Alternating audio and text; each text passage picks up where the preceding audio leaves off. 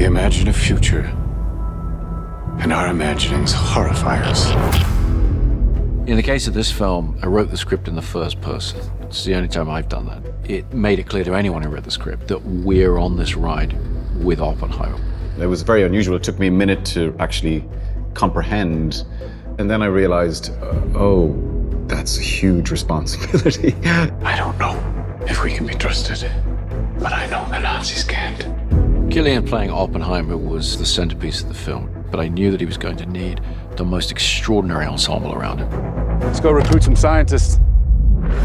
If Chris Nolan calls you and says that he'd like to meet with you, you're like, I don't care what it is. You'd be mad to say no.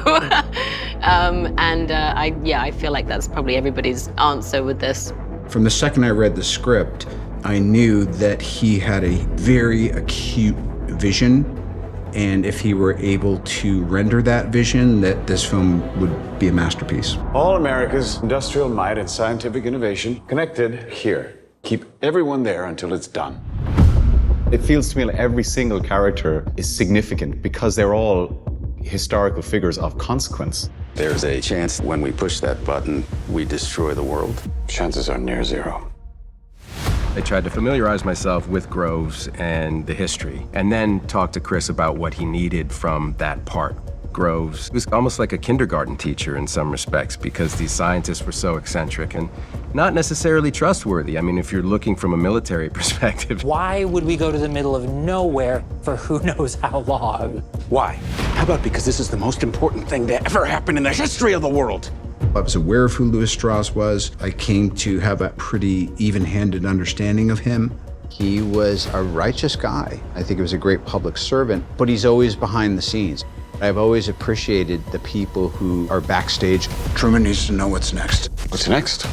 With Kitty Oppenheimer, what I really was drawn to is she refused to conform to the sort of feminine ideal of the time. She had this defiance against the system that felt so modern.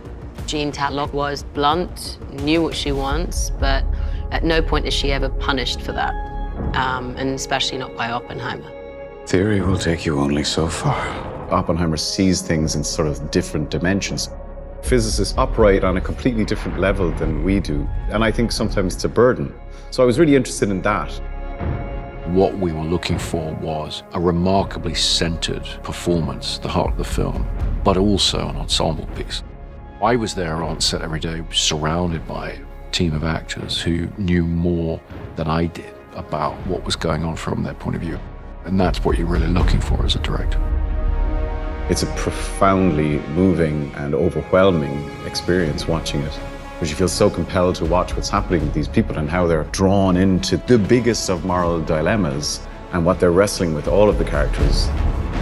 With the sound design and the score and the emotionality of it, this is not a film, this is an experience. When I saw it in its finished form, I was kind of like, wow, yeah, that's what we were hoping this could be. The world will remember this day.